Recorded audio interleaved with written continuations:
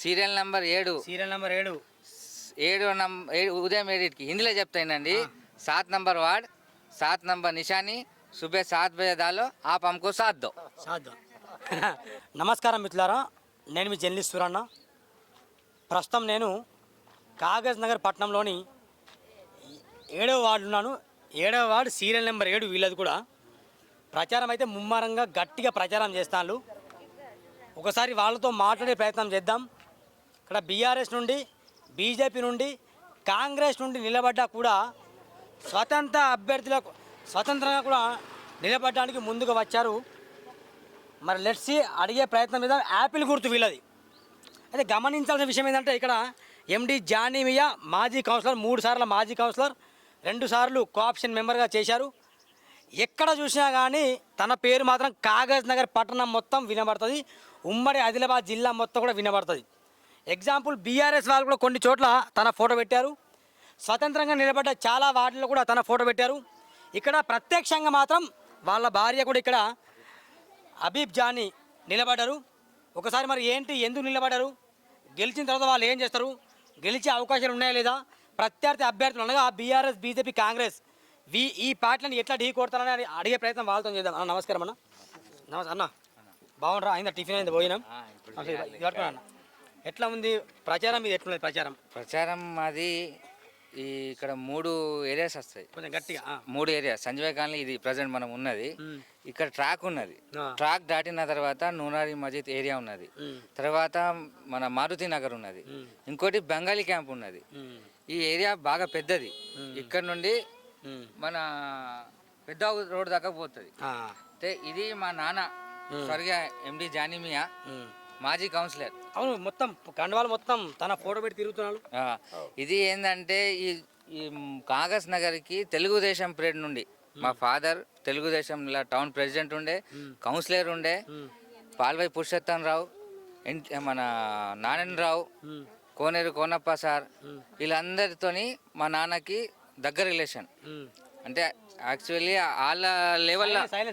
వాళ్ళ లెవెల్లో ఉండే మా నాన్న రావుతో చేసిండ్లు, పురుషోత్తం రావుతో చేసిండ్లు, కోనప్ప సార్తో చేసిండ్లు. 3 సార్ల కౌన్సిలర్ చేసిండ్లు.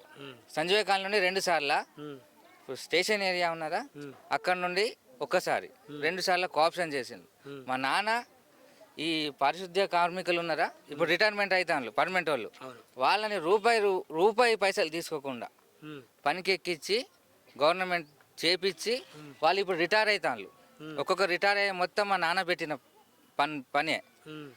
ఇంత మంచి చేసినలానే ఇంత మాకు ఆదరణ ఇస్తాను. ఈ సంజీవ కాలనీలో ఇందిరమ్మల ఇల్లులు ఇప్పించిండ్లు. స్టార్టింగ్ ఇందిరమ్మ మొత్తం గుడిసెలు ఉండే, ఇల్లులు ఇప్పించిండ్లు, ఇంకా పట్టాలు ఇప్పించిండు. పట్టాలు ఇప్పించిన అమ్మ మొత్తం పట్టాలు ఉన్నాయి, మా నాన్న ఇప్పించిండు. మా నాన్న పేర్లోనే రోడ్లు మా నాన్న పేర్లోనే. ఇంకో గమనించిన విషయం ఏంటంటే నక్క బాపు అని మా అంకల్ ఉండే, ప్రజెంట్ ఇప్పుడు నక్క మనోహర్ వాళ్ళ డాడీ. మనోహర్ కూడా నిలబడరా బీఆర్ఎస్ నుండి. వాళ్ళ ఫాదర్కి చైర్మన్ చేసింది మా నాన్ననే ఆపరేట్లా. మళ్ళీ నక్క మనోహర్ ఇప్పుడు వాళ్ళ మిసెస్ జ్యోతి నిలబడలేదు కదా, నక్క మనోహర్కి కౌన్సిలర్ చేసింది మా నాన్ననే. ఇలా మొన్న తాజా మాజీ కౌన్సిలర్ గుడిసెల ఎల్లేష్ ఆయన కౌన్సిలర్ చేసిందిగా మా నాన్ననే. ఇంత చరిత్ర ఉన్నది. మాకు బీఆర్ఎస్ టికెట్ రాలే. మరి ఇన్ని చరిత్ర ఇన్ని సేవలు చేసిన మీ నాన్న రోడ్లు వేయించిండు, డ్రైనేజ్ వ్యవస్థ కావచ్చు, ఈ స్ట్రీట్ లైట్ కూడా వేయించిందని చెప్తాను జనాలు కూడా. ఇంత చరిత్ర మరి ఎందుకు మరి కాంగ్రెస్ నుండో, బీజేపీ నుండో, బీఆర్ఎస్ నుండి పోటీ చేయలేదు? మేము కాంగ్రెస్ నుండి మాకు వచ్చింది, మేము వెళ్ళలే. మేము బీఆర్ఎస్ని నమ్ముకొని ఉండే, కానీ మాకు బీఆర్ఎస్ టికెట్ రాలే. ఆర్ఎస్ ప్రవీణ్ కుమార్ సార్ వల్ల మాకు ఇక్కడ టికెట్ రాలే. కోనప్ప సార్ మాకు టికెట్ ఇవ్వలే. ఆర్ఎస్పి సార్ పొత్తు వల్ల ఈ వార్డు పోయింది. కానీ మేము మా ప్రజలను నమ్ముకున్నాం. వీళ్ళు వాళ్ళకు మేము కొడుకు లెక్క. మా తండ్రి చనిపోయిండు, కానీ మా తండ్రి వాళ్ళందరి మనసులో ఉన్నారు. వాళ్ళ కొడుకుని మా అమ్మ నిలబడ్డది. ఇప్పుడు మేము సేవ చేస్తామని వాళ్ళకి తెలుసు, కాబట్టి వాళ్ళు మాకు ఆదరిస్తాను. మేము గెలుస్తామని మాకు నమ్మకం, మాకన్నా ఎక్కువ నమ్మకం వాళ్ళకు ఉన్నది. ఈరోజు 5 గంటలతో ప్రచారం అయిపోతుంది. అయిపోయిన తర్వాత అన్ని ఓటు ప్రచారాలు అయిపోయినాయి. ఈ కండువాలు ఉండవు, ఈ ఫ్లెక్సీలు ఉండవు. ఆ తర్వాత మీరు అర్ధరాత్రి తర్వాత వెళ్ళి డబ్బులు ఏమైనా మాస్తారా? లేదు లేదు అమ్మ పైసలు ఇచ్చినా మీకు? ఆ? ఎన్ని ఇచ్చిన? 560 ఏమి ఇవ్వలే? ఈ ఫోటోనున్న వ్యక్తి మా ఫాదర్.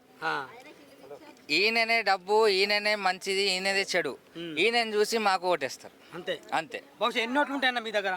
ఇక్కడ చూడండి 900 చిల్లర ఇక్కడ ఉన్నది. గేట్ అవతల 600, మొత్తం 1800 చిల్లర ఉన్నాయి, ఓట్స్ ఉన్నాయి. ఓకే. అలా మాకు 550 ఓట్లు మాకు వస్తాయని మా నమ్మకం మాకు ఉన్నది. 500 మీ విన్నే ఇక? వినే. బీజేపీ, బీఆర్ఎస్, కాంగ్రెస్ బీజేపీ అంటే మాకు వాడలో ఇంతమంది ఉన్నారు. ఈ వాడలో కాకుండా సర్దార్ బస్తీ నుండి తీసుకొచ్చి ఇక్కడ నిలబడిపించిండు. ఎవరు? బీజేపీ వాళ్ళు. బీజేపీ. కాంగ్రెస్ మరి? బీజేపీ ఎందుకంటే క్యాండిడేట్ పెట్టాలి అంతే. అంతే. వాళ్ళ ఉద్దేశం ఏంటంటే గెలవకపోని మా క్యాండిడేట్ ఉండాలి. బీఆర్ఎస్ అంటారా, ఆర్ఎస్పీ సార్ వర్గంకి పోయింది. నక్కమ్మనోరు ఆర్ఎస్పీ సార్తో ఉంటారు. నక్కమ్మనోరు కౌన్సిలర్ చేసింది మా నాన్ననే. అయితే వాళ్ళ భార్యకి నిలబడిపించిండు. ఇప్పుడు మాకైతే టికెట్ రాలే. మాకు మా నాన్న పేరు చాలు. మాకు మా నాన్న పేరుతో మాకు ఆపిల్ వచ్చింది. మా అమ్మ ఉన్నది. స్వీట్. మీ నాన్న కూడా స్వీటా? అట్లా ఆపిల్ తినండి, వాళ్ళ ఆరోగ్యంగా ఉండండి. అంటే మా నాన్న ఇల్లులో పెట్టిందంటే ఆరోగ్యంగా ఉన్నారా? అవునవును. ఇప్పుడు మాకు వాళ్ళు ఆరోగ్యంగా ఉంచుతారని మా నమ్మకంతో ఆపిల్ మాకు వచ్చింది. ఇంకోటి గమనించిన విషయం, ఈ మన ఈ బ్యాలెట్ పేపర్ లా బ్లాక్ ఉంటది. మా దాంట్లో బాగా ఏజ్ అయిన వాళ్ళు ఉన్నారు. వాళ్ళకి ఇక్కడ నల్ల చూపించినాం అనుకో, ఇక ఇక్కడ ఎర్ర చూపించినాం. నిజం చెప్పండి, గెలిస్తే సేవ చేస్తారా అన్న? మమ్మల్ని గెలిచిన తర్వాత ఫస్ట్ మీరు చేసేది ఒకటి చెప్పండి. ఫస్ట్ డ్రైనేజ్ మా నాన్న చేసిన అప్పట్లో డ్రైనేజ్ ప్రాబ్లం ఉన్నది, రోడ్స్ ప్రాబ్లమ్స్ ఉన్నాయి. మా నాన్న ప్రేడ్ చేసిన డ్రైన్స్ ఇవి అప్పటి నుండి ఇప్పుడు దాకా. ఈ ఎమ్మెల్యే 2 సంవత్సరాల్లో మీ కాలనీని బాగా చేసిన చెప్తాను జనాలకి. ఆహానే అడగండి, అది హరీష్ బాబు చేసింది ఏమన్నా? హరీష్ బాబు వచ్చా మీ గల్లీకి? రాలే. మొన్న ఇట్లా వచ్చి ఒక రౌండ్ ఒక మీటింగ్ పెట్టి వెళ్ళిపోయిండ్రు. మళ్ళీ ఒకటి జాకీర్ ఖురేషి అని కాంగ్రెస్ ఉన్నారు, వాళ్ళ మిస్సెస్. ఆయన మొన్నటిదాకా ఎంఐఎంలో ఉండే. ఇప్పుడు ఏ ఉద్దేశంతో కాంగ్రెస్ వచ్చిందో తెలియదు. పోయినసారి మా నాన్న మీద నిలబడి ఓడిపోయిండు ఎంఐఎంతో. ఇప్పుడు మా అమ్మ వాళ్ళ మిస్సెస్. మీ నాన్న ఎప్పుడు స్వర్గస్థులయ్యారు? 2021 మే 7కి చనిపోతే కూడా నాకు సంజీవ కాలనీ చూసుకో అని మాట తీసుకున్నా. ఫస్ట్ మాట చనిపోయేటప్పుడు. ఇంకోటి మన ప్రమాణ స్వీకారం చేస్తారు మాకు గెలిచినాక. నా సంజీవ కాలనీ ప్రజల సాక్షిగానే ప్రమాణ స్వీకారం చేసింది. 22వ వార్డులో కూడా ఎవరో నిలబడ్డారు బీఆర్ఎస్ నుండి. మినాజ్ పాంప్లెట్ కూడా మీ డాడీ ఫోటో ఉంది. ఫోటోలో డాడీ ఫోటో. నాకు తెలిసి మీ డాడీ చనిపోలేదు, బతికి ఉన్నారు. ప్రజల మనసులో బతుకున్నారు. మమ్మల్ని ఒకసారి వాళ్ళ డాడీ చేసిన వాటికి చెప్పుకుంటే అంతలేదు. మాకైతే మా మమ్మీ లేదు, మా డాడీ లేదు. అయినా మా కోసం వాళ్ళ డాడీ బాగా పోరాడు. మేము ఏ కార్యక్రమం కానీ, ఏది కానీ, చావు కానీ, మంచిది కానీ, బర్త్డే కానీ, ఏది కానీ వాళ్ళ ఇంటి దగ్గర వచ్చి ఉంటాం. ఏ సమస్య కానీ, ఏదని కానీ వాళ్ళకి మేము ముందు ఉంటాం. అర్ధరాత్రి కానీ వాళ్ళు మా ఇంటికి రావచ్చు, మేము వాళ్ళ ఇంటికి పోతాం. మా ఇంటికి వచ్చి వాళ్ళు మేము లేకుండా కూడా వాళ్ళ ఇంట్లో కూర్చొని మాట్లాడిపోతాం. మా అమ్మ చాలా మంది మామూలు మీరు మైనారిటీ ముస్లిం కదా, చాలా మంది హిందూ సోదరులు మద్దతు ఇస్తాను మీకు. చూడండి, అదే నాకు విచిత్రం అనిపిస్తుంది. కాదు, ప్రతి ఇంటికి మేము కొడుకులాగా ఉంటాం. ప్రతి ఇంట్లో కొడుకులాగా ఉంటా. నేనైతే ప్రతి ఇంట్లో పోయి చాలా మంది బయట తిరుగుతారు, నేను బయట తిరిగా. దీంట్లో వీళ్ళ కొడుకులే నా తమ్ముళ్ళు ఉన్నారు, వాళ్ళ క్లోజ్ ఫ్రెండ్.